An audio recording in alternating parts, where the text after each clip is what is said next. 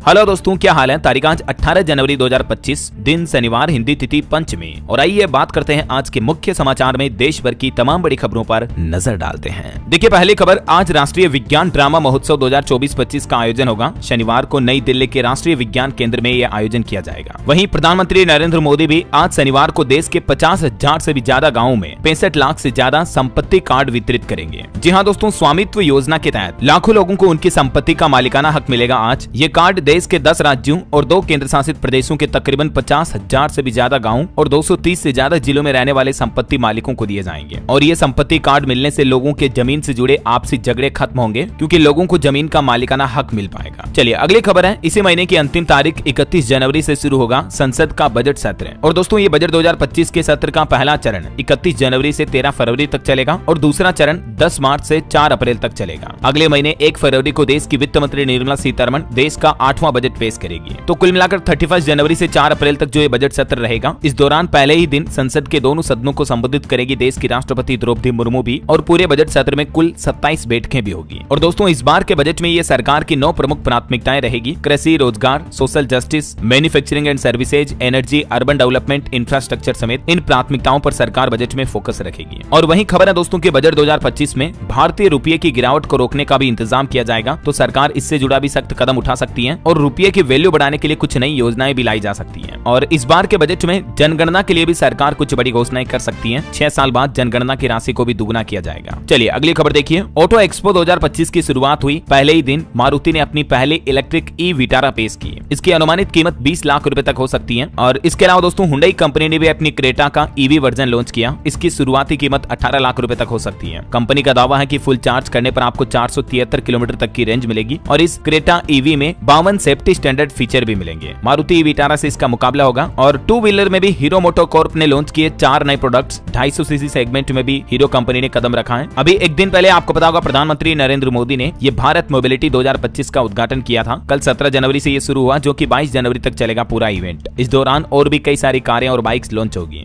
ये auto expo का 17वां addition है जो शुरू हो चुका है। इस बार कंपनियों को भी फ्री एंट्री मिल रही है। देश के वाणिज्य मंत्री पीयूष गोयल भी बोले कि दुनिया का दूसरा सबसे बड़ा ऑटो शो बन चुका है भारत मोबिलिटी ग्लोबल एक्सपो। चलिए अगली खबर देखिए, महंगाई को कम करने के लिए भी गवर्नमेंट ने एक बड़ा डिसीजन लिया। केंद्र सरकार ने कहा कि खाद्य वस्तुओं की कीमतों पर हमारी नजर है। RINL की पुनरुद्धार योजना को भी मंजूरी दी। देश के खाद्य मंत्रालय की तरफ से एक बयान जारी करके बताया गया है कि सरकार उपभोक्ताओं और किसानों के हित में मूल्य स्थिरता बनाए रखने के लिए समय पर निर्णय ले रही है। और इसके तहत खाद्य पदार्थों यानी खाने पीने की चीजों की कीमतों पर सरकार कड़ी नजर रख रही है, ताकि इनकी कीमतें स्थिर बनी रहे, महंगाई पर नियंत्रण बना रहे ऐसा। और सरकार ने एक फैसला ये भी लिया दोस्तों, FCI ने राज्यों और एथेनॉल उत्पादकों के लिए चावल की कीमत को भी घटाकर 2250 रुपए प्रति क्विंटल कर दिया है। केंद्र सरकार ने राज्यों और इथेनॉल उत्पादकों के लिए खुले बाजार में ये बिक्री योजना OMSS के तहत FCI चावल का आरक्षित मूल्य 550 रुपए प्रति क्विंटल घटाया है। और अब इसका नया मूल्य 2250 रुपए प्रति क्विंटल कर दिया गया है। ठीक है ना। चलिए अगली एक रिपोर्ट सामने आ रही कि सिंगापुर भारत का 6ठा सबसे बड़ा ट्रेड पार्टनर बना। देश को साल 2023-24 में भी सिंगापुर से मिला सबसे ज्यादा FDI यानी फॉरेन डायरेक्ट इन्वेस्टमेंट। सिंगापुर ने भारत में अच्छा खासा निवेश भी किया है। चलिए अगली खबर देखिए, अमरनाथ यात्रा मार्ग में बनेगी एशिया की सबसे लंबी सुरंग। सरकार की एक नई योजना है दोस्तों। जम्मू कश्मीर में अभी एक बड़ी योजना पर काम चल रहा है, जिसके तहत जम्मू में पर्यटन और धार्मिक यात्रा को बढ़ावा देने के लिए पूरे एशिया महाद्वीप की सबसे लंबी सुरंग का निर्माण किया जा रहा है। और इस सुरंग के निर्माण से न केवल यात्रा सुगम होगी, बल्कि खराब मौसम और कठिनाइयों के दौरान भी श्रद्धालु अमरनाथ की यात्रा कर पाएंगे, है ना। चलिए बड़ी खबर देखिए, रूसी सेना में लड़ रहे 12 भारतीयों की जान गई और 16 भारतीय लापता है। ये खबर सामने आने के बाद केंद्र सरकार ने रूस को सख्त आदेश जारी करते हुए क्या कहा।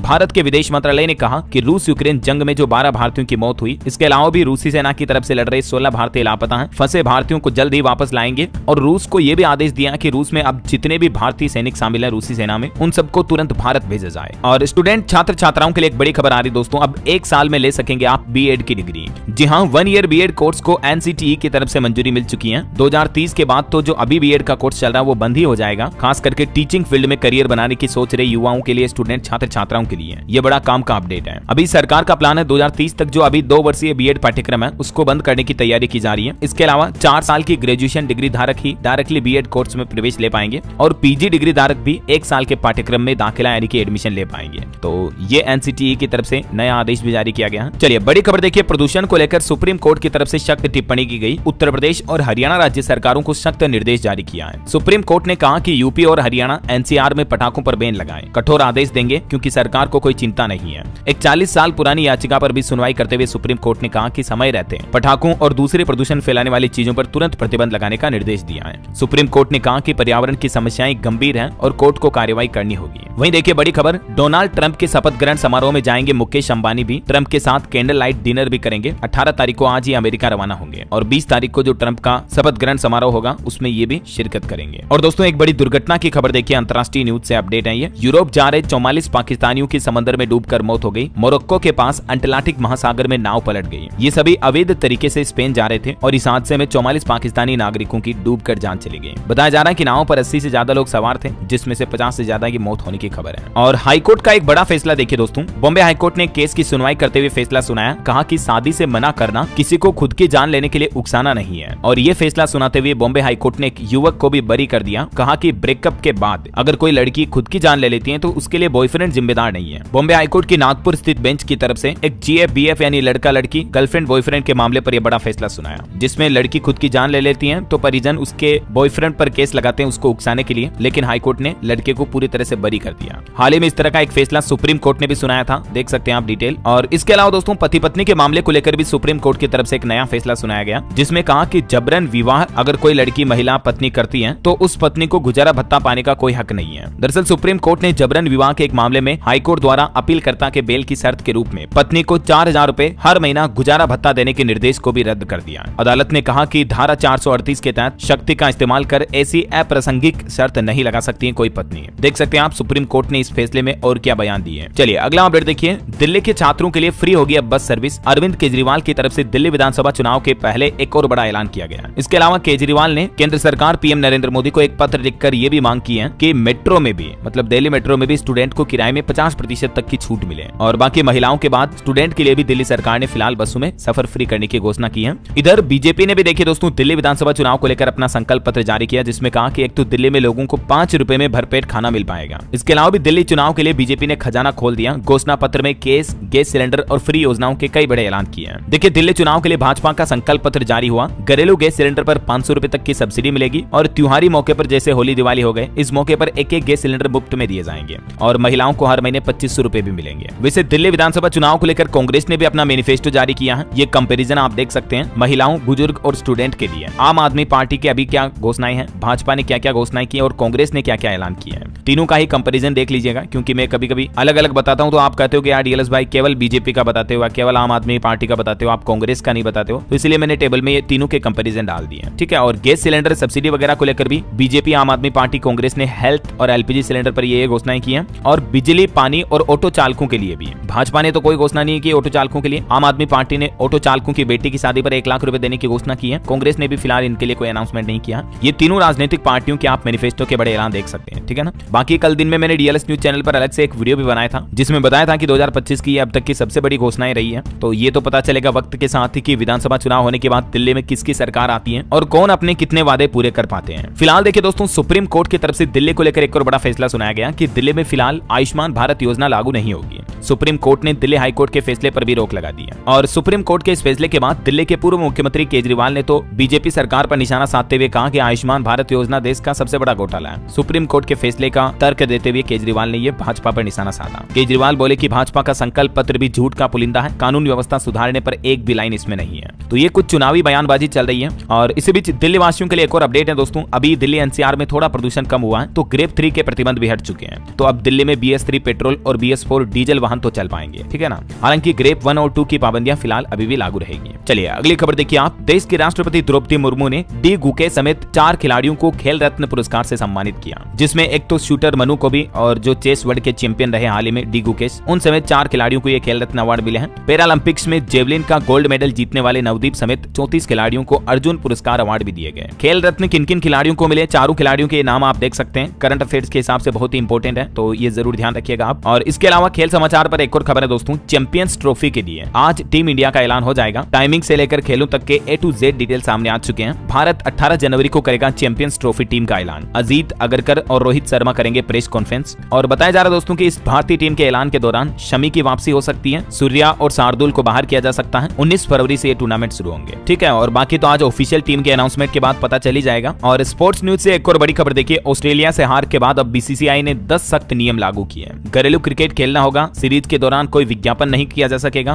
प्रैक्टिस सेशन में भी रहना जरूरी होगा। ये मतलब भारतीय क्रिकेट टीम के खिलाड़ियों के लिए बीसीसीआई की तरफ से 10 पॉइंट जारी किए गाइडलाइंस में। फैमिली के साथ ट्रेवल नहीं कर पाएंगे, मैंने आपको कल ही बताया था अपडेट। इसके अलावा जरूरत से ज्यादा सामान नहीं ले जा पाएंगे खिलाड़ी अपने टूर के दौरान, और किसी दौरे या सीरीज में अपने निजी स्टाफ जैसे सेफ, कुक, नाई वगैरह को भी नहीं ले जा पाएंगे। विदेशी दौरे पर फैमिली को ज्यादा समय नहीं दे पाएंगे। सीरीज खत्म होने पर खिलाड़ी घर भी जल्दी नहीं आ सकेंगे, है ना। तो ये भारतीय खिलाड़ियों के लिए कुछ नई गाइडलाइंस जारी की है बीसीसीआई ने। चलिए अगली बड़ी खबर देखिए आप। प्रधानमंत्री नरेंद्र मोदी की सुरक्षा चूक पर 25 किसानों के गिरफ्तारी वारंट जारी किए, और इस वारंट में पुलिस ने हत्या की कोशिश की धारा भी जोड़ी है। दरअसल ये 3 साल पहले एक घटना हुई थी, आपको पता होगा। बिना कार्यक्रम के ही लौटे थे पीएम मोदी, पंजाब में एक कांड हुआ था। तो इस मामले पर अब कोर्ट ने 25 किसानों का गिरफ्तारी वारंट भी जारी किया है। 5 जनवरी 2022 का ये मामला है। और इधर किसान आंदोलन पर भी खबर आ रही है कि जो किसान नेता डल्लेवाल अनशन पर बैठे हैं उनका वजन 20 किलो तक घटा। अब आज आंदोलनकारी किसानों की संयुक्त किसान मोर्चा एसकेएम से मीटिंग होगी, फिर 21 जनवरी को किसान दिल्ली कूच भी करेंगे। और अभी डल्लेवाल के समर्थन में 111 और लोगों ने जो आमरण अनशन शुरू किया उसको भी 3 दिन हो गए। तो ये किसान आंदोलन को लेकर लेटेस्ट अपडेट रहा। चलिए अगली खबर देखिए। भारत की एक नई उपलब्धि, 18 सेकंड में दुश्मन को तबाह करने वाली नाग मिसाइल भी भारतीय सेना में शामिल हो चुकी है। इस मिसाइल की खासियत यह है कि एक बार निशाना लगाओ और भूल जाओ। 36 साल बाद 3rd जनरेशन सेना के बेड़े में शामिल होने जा रही है एडवांस एंटी टैंक गाइडेंस स्वदेशी मिसाइल, जिससे हमारी भारतीय सेना की ताकत और ज्यादा बढ़ेगी। और वही खबर है दोस्तों, छत्तीसगढ़ तेलंगाना बॉर्डर में सुरक्षा बलों ने 12 और नक्सलियों को मार गिराया। इन नक्सलियों के शव और हथियार भी बरामद हुए। और छत्तीसगढ़ बस्तर में भी 24 घंटे में 2 आईईडी ब्लास्ट हुए, जिसमें 4 जवान घायल हो गए। चलिए अगली खबर देखिए। पंजाब में नहीं दिखाई गई कंगना रनौत की फिल्म इमरजेंसी, पीवीआर ने 80 थिएटरों में शो रोके। कंगना रनौत बोले कि ये कला और कलाकार का उत्पीड़न है। जी हां, बॉलीवुड एक्टर एवं हिमाचल के मंडी से बीजेपी सांसद कंगना रनौत की फिल्म इमरजेंसी को लेकर अभी पंजाब में काफी कंट्रोवर्सी देखी जा रही है। सिख संगठन इसके विरोध में उतर गए हैं। और एक दुख भरी खबर देखिए, तमिलनाडु में जो जल्लीकट्टू पर्व है उसमें एक ही दिन में 7 लोगों की जान चली गई, 400 से ज्यादा लोग घायल हुए। इनमें बेल मालिक और दर्शक भी हैं, 2 तो बेलू की भी जान चली गई।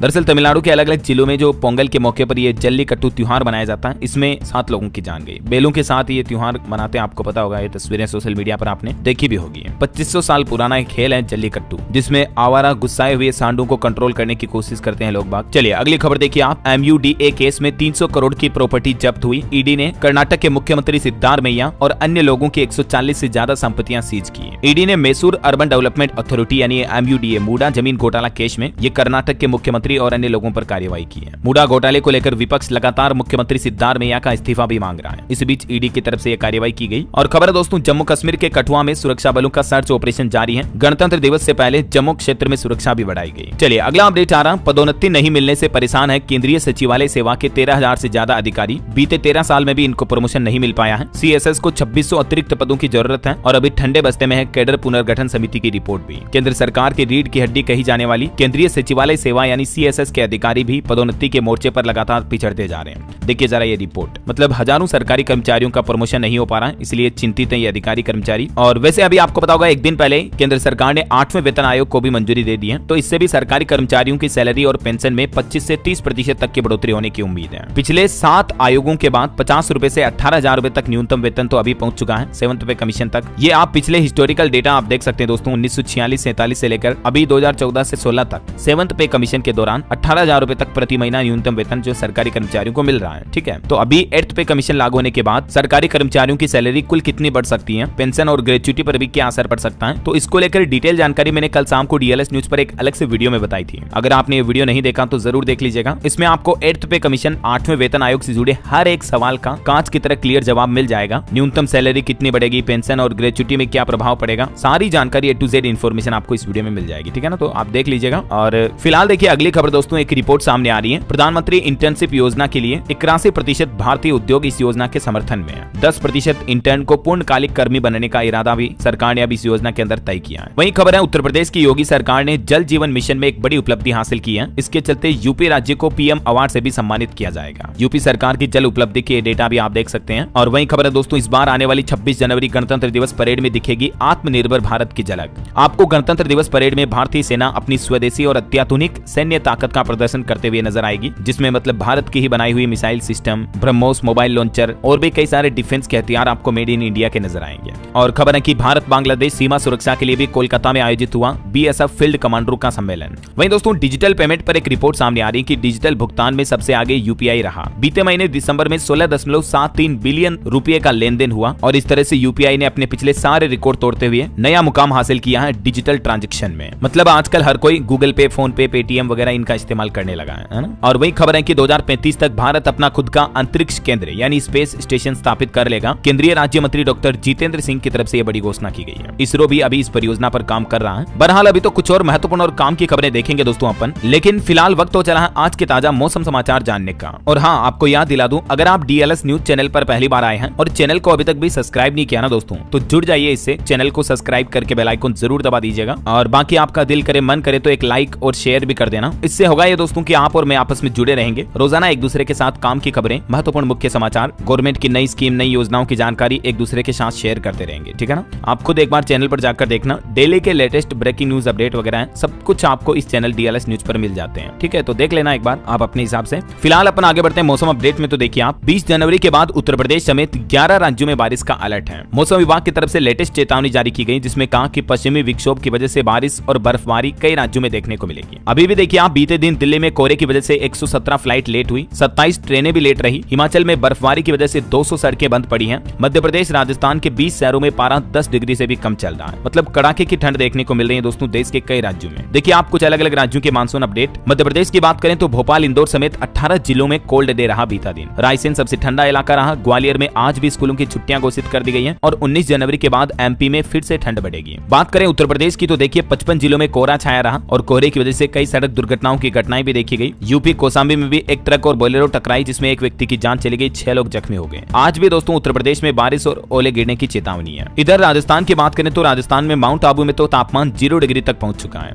राजस्थान के कई जिलों में बारिश का भी अलर्ट है। कोहरे और शीतलहर की भी चपेट में है कई जिले। 31 जनवरी तक राजस्थान में तो सर्दी से राहत नहीं मिलने वाली है। हरियाणा में भी देखिए एक बड़ी घटना हो गई, ट्रक ने 2 लोगों को कुचल डाला। धुंध के कारण बाइकों की भी आपस में टक्कर देखने को मिली है। 2 दिन तक हरियाणा के भी कई जिलों में बारिश की चेतावनी है। और जो पहाड़ों पर बर्फबारी हो रही, इस वजह से बिहार में भी देखिए दोस्तों ठंड बढ़ी। पटना में हल्की धूप निकली, लेकिन 2 दिन बाद और पारा गिरेगा, मतलब ठंड और ज्यादा बढ़ेगी। पंजाब के भी 12 जिलों में कोहरे का ऑरेंज अलर्ट है। 18 दिसंबर के बाद बदलेगा मौसम। इधर पहाड़ी राज्यों की बात करें तो देखिए आप, उत्तराखंड में पाले और कोहरे का येलो अलर्ट है। 18 जनवरी से पहाड़ी जिलों में फिर से बारिश और बर्फबारी की चेतावनी है। तो उधर पहाड़ी राज्यों में बारिश बर्फबारी होगी ना, तो इधर मैदानी राज्यों में मतलब ठंड और ज्यादा बढ़ेगी, समझ रहे हो। तो सावधान रहें आप, बच्चों बड़े बुजुर्गों का विशेष ध्यान रखें दोस्तों प्लीज ठंड में, ठीक है ना। और बाकी हिमाचल में भी देखिए आप 10 शहरों का तापमान माइनस में पहुंच चुका है। बीते 24 घंटे में ही शियोबाग का पारा 11 डिग्री तक गिरा। और हिमाचल में तो अभी 21 से 23 जनवरी तक फिर से बर्फबारी की भी चेतावनी है। बाकी और भी अगले 24 घंटों के दौरान मौसम की संभावित गतिविधियां क्या रहेगी, 18 से 21-22 जनवरी तक के मौसम के अपडेट आप देख सकते हैं स्क्रीन पर, ठीक है। और चलिए मौसम के बाद अब अपन आज के सराफा बाजार पर नजर डाल लेते हैं। देखिए गोल्ड एंड सिल्वर का प्राइस टुडे न्यूज अपडेट क्या चल रहा है। तो आज सोना थोड़ा महंगा हुआ, चांदी के दाम में गिरावट हुई है। सोने में 55 रुपए की बढ़ोतरी के बाद अभी 79,299 रुपए प्रति 10 ग्राम सोने का भाव चल रहा है,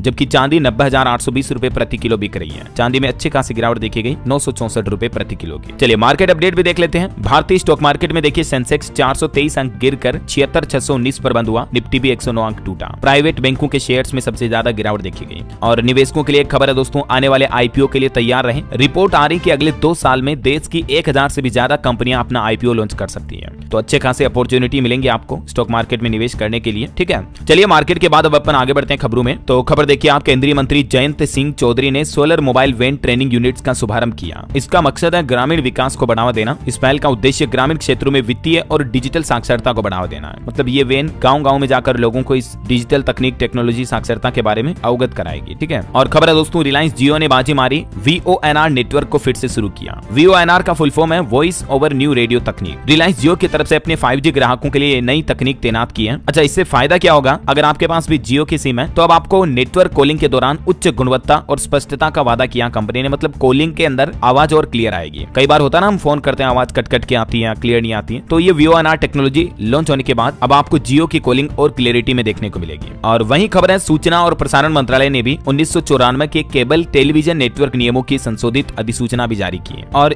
ये नए नियमों के मुताबिक दोस्तों अब स्थानीय केबल ऑपरेटर या LOC जो है, उनका पंजीकरण अब पूरी तरह से ऑनलाइन ही किया जाएगा। मतलब इनका रजिस्ट्रेशन कंप्लीटली अब ऑनलाइन बेसिस पर होगा, है ना। चलिए अगली खबर देखिए आप, संचार साथी ऐप से अब चोरी हुए फोन को भी तुरंत ब्लॉक कर सकेंगे। सरकार की तरफ से संचार साथी मोबाइल ऐप पर कुछ नए फीचर जोड़े गए हैं। यहाँ पर अब आप साइबर स्कैम और साइबर फ्रॉड की शिकायत भी कर पाएंगे। इतना ही नहीं दोस्तों, अगर आपको किसी नंबर से फर्जी कॉल या फर्जी मैसेज आते हैं, स्पैम कॉल वगैरह, तो उनको भी आप रिपोर्ट कर पाएंगे इस संचार साथी ऐप पर। या आप सरकार के ऑनलाइन संचार साथी पोर्टल के जरिए भी इन सुविधाओं का लाभ ले पाएंगे। ये संचार साथी ऐप डाउनलोड करने के लिए आप इस QR कोड को स्कैन कर सकते हैं। चलिए अगली खबर देखिए, उड़ीसा दौरे पर पहुंचे सिंगापुर के राष्ट्रपति और उड़ीसा राज्य में सेमीकंडक्टर समेत कई क्षेत्रों में सहयोग का वादा भी किया है। अभी आपको पता होगा पिछले कुछ दिनों से भारत दौरे पर आए हुए हैं सिंगापुर के राष्ट्रपति थर्मन, तो वो उड़ीसा में पहुंचे और यहाँ उन्होंने सेमीकंडक्टर, डिजिटलीकरण, कौशल और कनेक्टिविटी जैसे कई अहम मुद्दों पर सहमति जताई। और खबर है IIT रुड़की के साथ रिसर्च करेगी सप्त शक्ति कमांड, रक्षा क्षेत्र में नई तकनीक पर शोध किया जाएगा। वहीं देखिए उत्तर प्रदेश में बिजली उपभोक्ताओं के लिए एक अच्छी खबर आई है। OTS स्कीम का तीसरा चरण अब 31 जनवरी तक शुरू रहेगा। तब तक OTS यानी वन टाइम सेटलमेंट यानी एकमुश्त समाधान योजना का लाभ ले पाएंगे। अगर आपका भी पिछले कई महीनों का बिजली बिल बकाया है तो आप बिना किसी पेनल्टी जुर्माने के इस योजना के तहत केवल अपना मूल जमा कर सकते हैं। किस्तों में भुगतान करने पर भी 30% तक की छूट मिलेगी, ठीक है ना।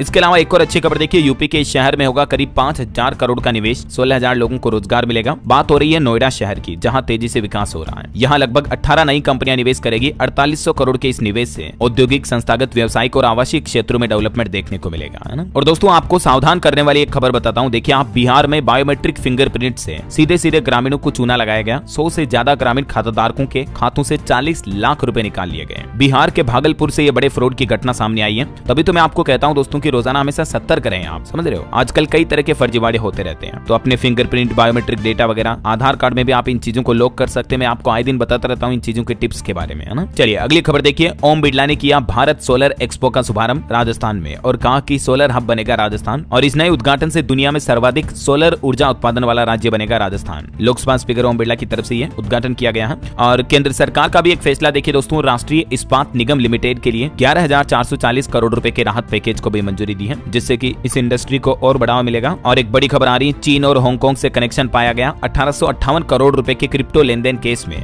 जसप्रीत सिंह बग्गा को गिरफ्तार कर लिया गया। ईडी ने बिरफा IT मामले में 5वें आरोपी को गिरफ्तार किया, जहां चीन और हांगकांग के बीच ये क्रिप्टो का लेन देन हुआ फर्जी तरीके से। चलिए बड़ी खबर देखिए, हिंद महासागर में चीन की बढ़ती मौजूदगी चिंताजनक है। रक्षा मंत्री राजनाथ सिंह ने कहा कि हमारी भारतीय सेना को भी तैयार रहना चाहिए। राजनाथ सिंह ने आक्रामक और रक्षात्मक प्रतिक्रियाओं को मजबूत करने की आवश्यकता पर भी बल दिया। वहीं खबर है दोस्तों, सिंगापुर के राष्ट्रपति थर्मन ने राष्ट्रपति द्रौपदी मुर्मू के साथ मिलकर भारत और सिंगापुर रिश्तों पर विस्तृत चर्चा भी की। मुंबई इंटरनेशनल एयरपोर्ट पर एक रिपोर्ट आ रही, पिछले साल 2024 में सबसे ज्यादा 54 मिलियन से भी ज्यादा पैसेंजर्स ने इस एयरपोर्ट से हवाई यात्रा की, मतलब उड़ान भरी। ये नया रिकॉर्ड बना है। और वहीं देखिए आप अच्छी खबर, वर्ल्ड बैंक ने भारत की सराहना करते हुए कहा कि भारत दुनिया की सबसे तेज गति से बढ़ने वाली अर्थव्यवस्था बनेगा 2025-26 के दौरान। और अडानी स्टॉक को लेकर एक अपडेट आ रहा, नए प्रोजेक्ट्स के दम पर अडानी एनर्जी की ग्रोथ स्टोरी जारी रहेगी। ब्रोकरेज फर्म जेफरीज की तरफ से अडानी के लिए बाय रेटिंग बरकरार रखी गई है। वही खबर है दोस्तों, स्वदेशी 6G ऑप्टिकल चिपसेट के लिए C-DOT और IIT बॉम्बे के साथ मिलकर एक साझेदारी हुई है। मकसद है भारत में 6G तकनीक को बढ़ावा देना। भारत में 2030 तक प्लान है 6G इंटरनेट चालू हो जाएगा। और एक अपडेट देखिए आप, रोसमेटा को महाराष्ट्र सरकार से मिला 400 करोड़ का ऑर्डर। सड़क हादसों को रोकने के लिए राज्य में यह कंपनी अब नए डेवलपमेंट और तकनीक विकसित करेगी। ये एक मोबिलिटी सॉल्यूशंस कंपनी है जिसको महाराष्ट्र गवर्नमेंट की तरफ से बड़ा ऑर्डर मिला है। तो इस कंपनी के निवेशकों के लिए भी अच्छा अपडेट है। और एक खबर है दोस्तों, आप ब्लिंकिट या जेप्टो पर आपको छोटे पैकेट वाले बिस्किट नमकीन नहीं मिलेंगे।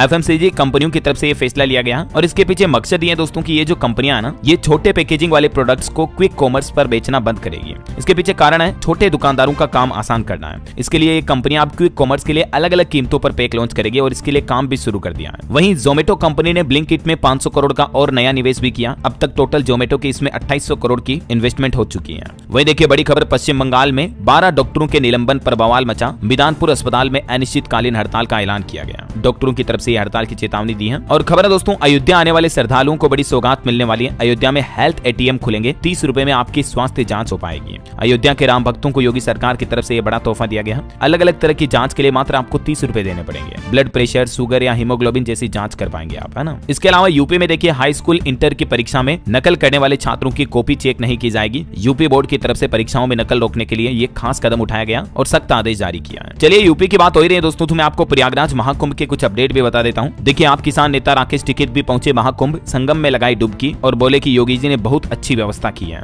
इसके अलावा एक मोनालिसा जैसी दिखने वाली खूबसूरत लड़की के साथ भी कई लोगों ने सेल्फी ली। ये भी अभी महाकुंभ में काफी चर्चा का विषय बनी हुई है। महाकुंभ में माला बेचने वाली एक खूबसूरत लड़की जो बेहद सुंदर दिख रही है और कई लोग इसके साथ सेल्फी भी ले रहे हैं। वहीं खबर है महाकुंभ 2025 के कुशल प्रबंधन का अध्ययन कर रहे हैं देश के 4 IIM। देश विदेश के शोधकर्ताओं का ध्यान आकर्षित कर रहा प्रयागराज। और महाकुंभ की एक ग्राउंड रिपोर्ट देखिए दोस्तों, अभी रिसर्च करने देश भर से यहाँ अफसर आए हुए हैं। अगले 8 साल में 3 राज्यों में महाकुंभ का आयोजन होगा। 40 करोड़ की सिक्योरिटी और क्राउड मैनेजमेंट पर भी स्टडी की जा रही है। यूपी के मुख्यमंत्री योगी आदित्यनाथ ने भी कहा कि देश से नए IPS महाकुंभ में आए और यहाँ से क्राउड मैनेजमेंट सीखें। राष्ट्रीय पुलिस अकादमी को भी यूपी ने लेटर लिखा और कहा कि 2 लाख करोड़ से ज्यादा का कारोबार होगा। और महाकुंभ में एक IITian बाबा आजकल काफी चर्चा में है। ये हरियाणा के रहने वाले हैं, एरोस्पेस में इंजीनियरिंग की है इन्होंने। कनाडा में 3 लाख की नौकरी छोड़कर अभी ये आ गए हैं, और क्योंकि इनका मन मेडिटेशन, ध्यान और अध्यात्म में था, तो पिछले 6 महीनों से इन्होंने घर वालों से भी संपर्क तोड़ दिया है। और खबर है दोस्तों, प्रयागराज के लिए जाने वाली फ्लाइट भी 5 गुना तक महंगी होगी। 25 जनवरी से एयर इंडिया शुरू करेगा दिल्ली के लिए सीधी उड़ान, लेकिन किराया आपको काफी ज्यादा देना पड़ेगा। इन फ्लाइट की टाइमिंग क्या रहेगी देख सकते हैं आप अलग अलग तारीखों के हिसाब से।